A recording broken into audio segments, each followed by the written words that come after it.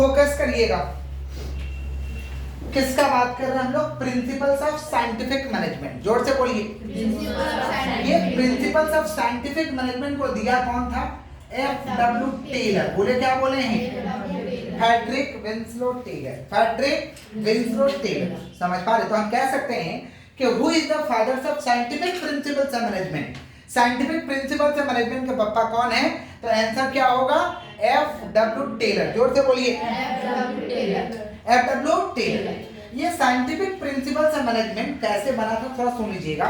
ये scientific principles of management observation और experiment के आधार पे बना। ऑब्जर्वेशन एंड एक्सपेरिमेंट, ऑब्जर्व करके, देख करके, सीख के और एक्सपेरिमेंट करने के बाद इस मैनेजमेंट को बनाया गया। समझ पा रहे हैं? जिसका नाम क्या है? Principles of scientific management. जोर से बोलो, क्या बोले? प्रिंसिपल्स ऑफ साइंटिफिक मैनेजमेंट आज के दौर में जबरदस्त लेवल से लागू होते हैं। जबरदस्त, इसके बिना काम नहीं होगा। समझ पा रहे? ये तो चाहिए ही चाहिए काम के लिए।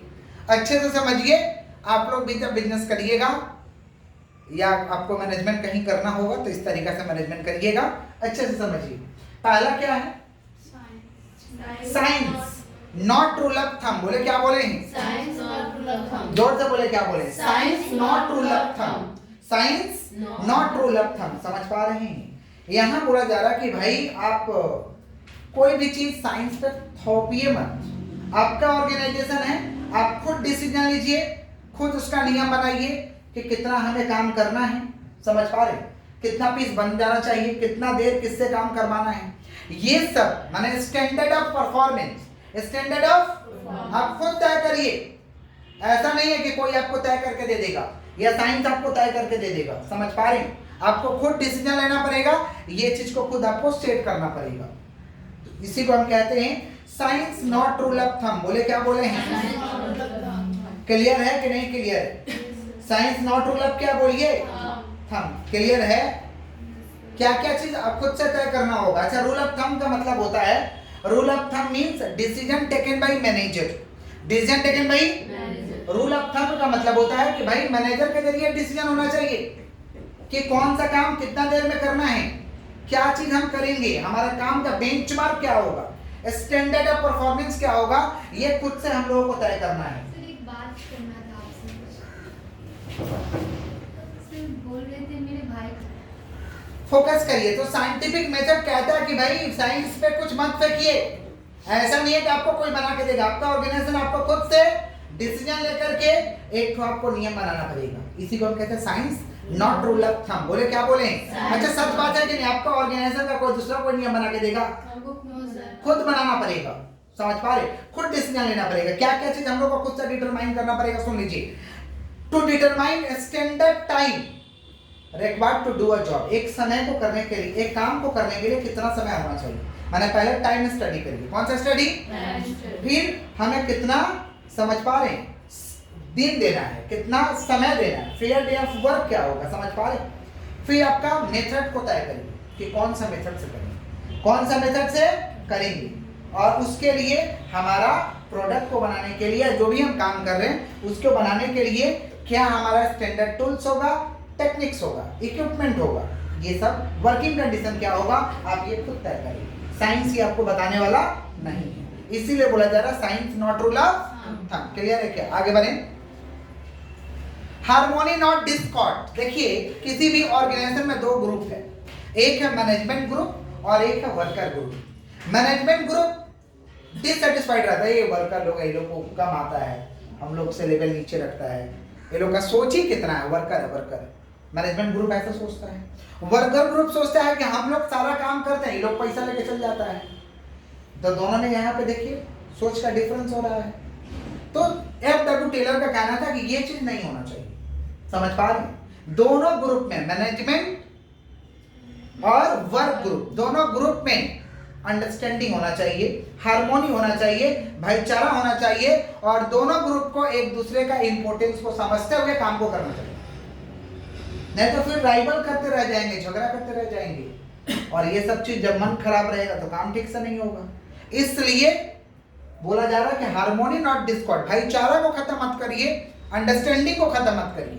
समझ रहे हैं कि नहीं समझ रहे? दोनों ग्रुप का अंडरस्टैंडिंग। अब मैनेजमेंट ग्रुप का एक अलग इंपॉर्टेंस है, ये वर्कर ग्रुप को समझना होगा, और वर्कर ग्रुप का भी इंपॉर्टेंस है, ये मैनेजमेंट ग्रुप को समझना होगा।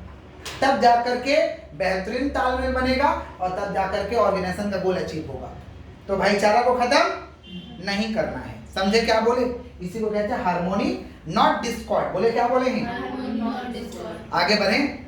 कोऑपरेशन नॉट इंडिविजुअलिज्म, अकेला काम करने से नहीं होगा, कोऑपरेशन के साथ काम करिए, मिलजुल करके काम करिए। समझ पा रहे? मिलजुल करके काम करने से, एक दूसरे का इंपॉर्टेंस समझने से क्या होगा कि हम लोग ज्यादा काम कर पाएंगे, ज्यादा रिजल्ट दे पाएंगे। समझ पा रहे? इसी को कहते हैं cooperation not individualism. Cooperation not individualism, अकेला काम करने से मिलजुल करके काम करना है। समझ पा रहे? एक दूसरे के साथ कोऑपरेट करके काम करना है ताकि रिजल्ट ज्यादा अचीव हो। समझे कि नहीं समझे? बोलते हैं ना ऑर्गेनाइजेशन में सब अपना जैसा, सब हम लोग करते हैं मन लगाकर। यही हो रहा, कोऑपरेशन नॉट इंडिविजुअलिज्म। कोऑपरेशन, अब मान लीजिए कोई एक जन काम कर रहा है, 3 जन फाकी मार रहा है, 3 जन उससे गुस्सा है, काम होगा बढ़िया से?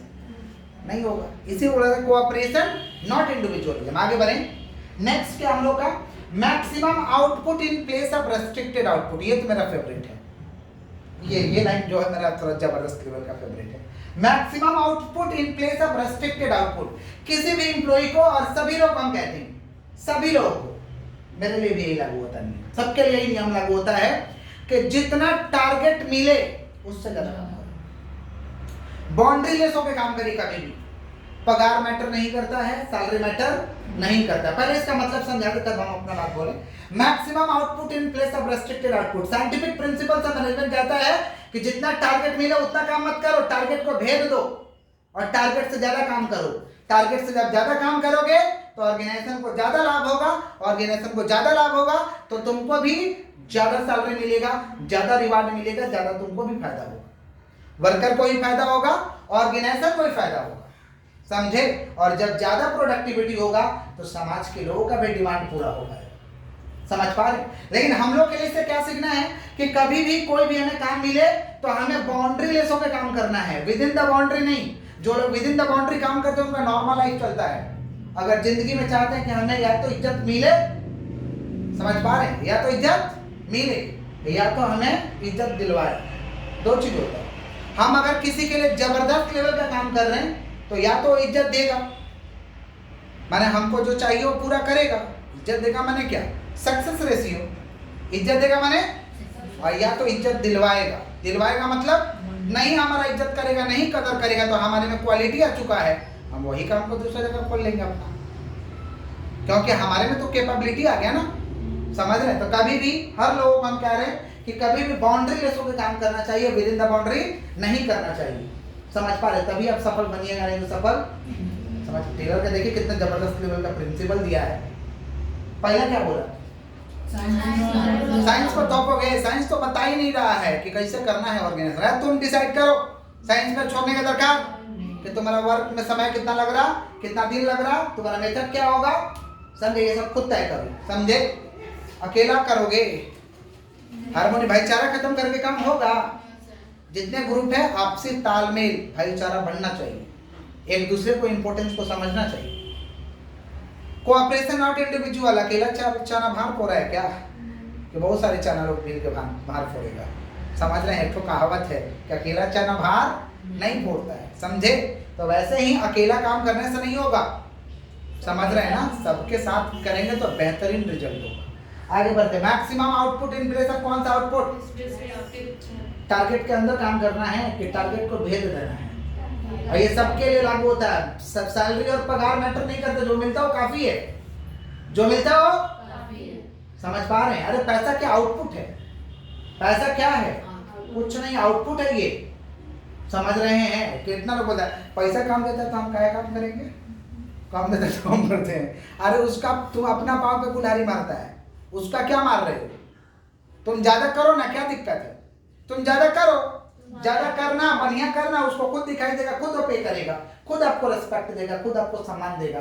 नहीं देगा तो अपनी कैपेबिलिटी आ जाएगा, आपको दूसरा कोई रास्ता बन जाएगा। वैसे समझे? इनकी तरह बोलते हैं काहे काहे करेंगे हम लोग तो अपना फाकी मार देते हैं, पैसा कम होता है इसलिए कमो नहीं करते हैं, तो फाड़ देते हैं। ऐसा लोगों को कुछ हो पाएगा? ऐसा लोग अपना ही खराब करते हैं, समझे? किसका कहना था? टेलर का। किसका? तो आप लोग कैसे काम करिएगा? विद इन द बाउंड्री तो बियॉन्ड द बाउंड्री।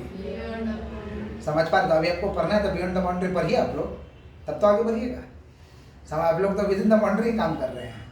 आइए 5 नंबर देखिए, the development of each man, the development of each man to his greatest efficiency and prosperity. प्रत्येक व्यक्ति को इतना डेवलप करो, टाइम टू टाइम ट्रेनिंग दो कि अपना बेस्ट वाला परफॉर्मेंस दे पाए। बेस्ट वाला परफॉर्मेंस तो प्रत्येक व्यक्ति को जबरदस्त लेवल का आप डेवलप करें, समझे?